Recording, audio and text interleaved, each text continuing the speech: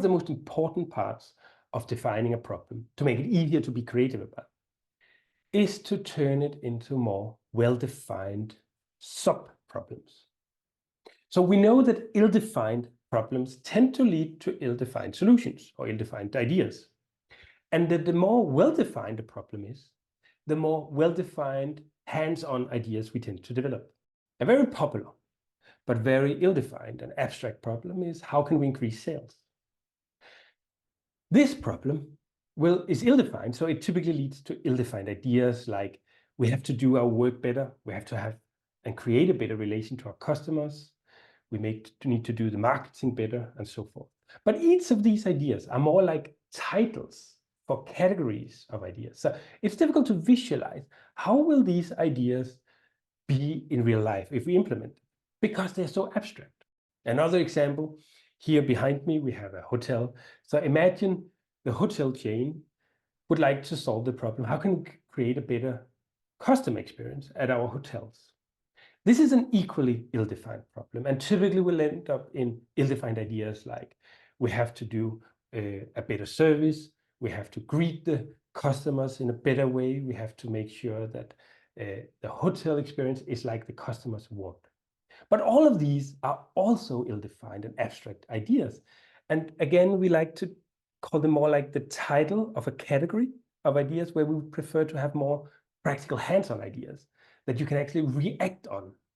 These are missing when we tend to work on abstract, ill-defined problems. Therefore, it's important to do an effort to try to turn your ill-defined problems into a series of well-defined sub-problems.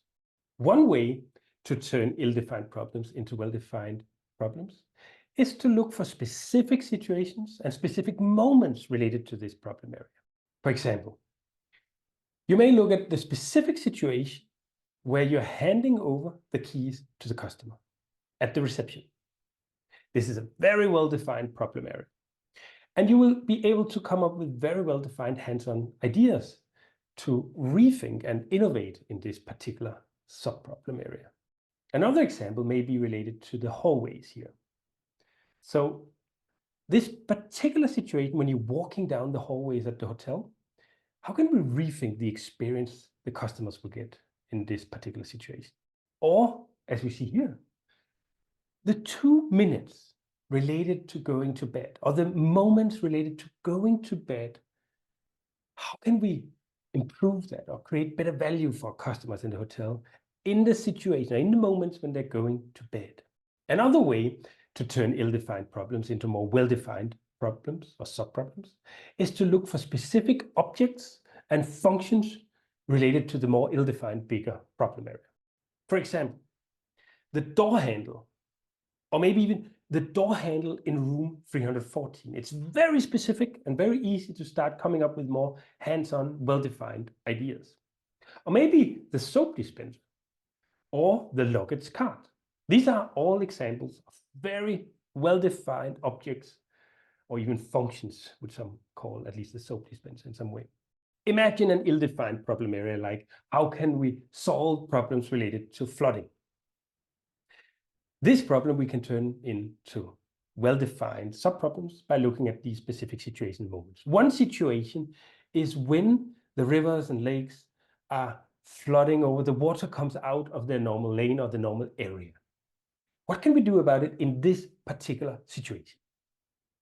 Or another one here in the middle, as the water floods or goes through the streets of the city, what can we do there in the streets to avoid that it goes to all over the city or to this houses and commercial buildings?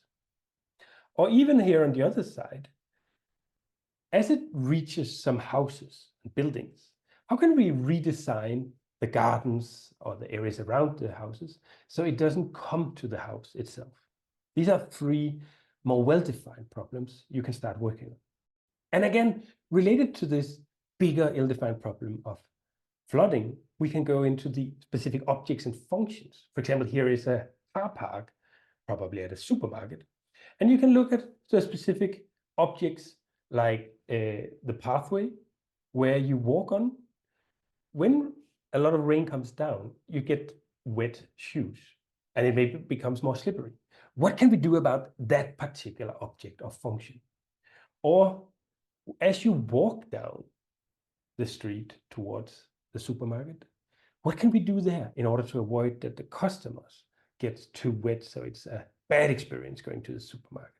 Or as they go through, take a shopping cart, what can we do there in order to make sure that the shopping carts are not completely wet and the stuff they carry in this shopping carts are wet as they come out from the supermarket again? As you're turning your ill-defined problems into more well-defined sub-problems, you'll end up with far more problems to choose between than if you just had this one bigger abstract ill-defined problem. It's tempting to go back to the bigger ill-defined problem because then you know you're solving all of it at the same time. But please remember that it's more difficult to be creative about, and you will typically end up with far less ideas and far less original ideas. Rather, I would suggest that you work on more of these well-defined subproblems in parallel. So you can have and dedicate some time and effort into one problem and another and a third and a fourth, maybe even a fifth problem. Maybe you reserve some time for the problems separately, or maybe you put them together in bigger workshops where you work on them in parallel, certain teams or certain times you work on each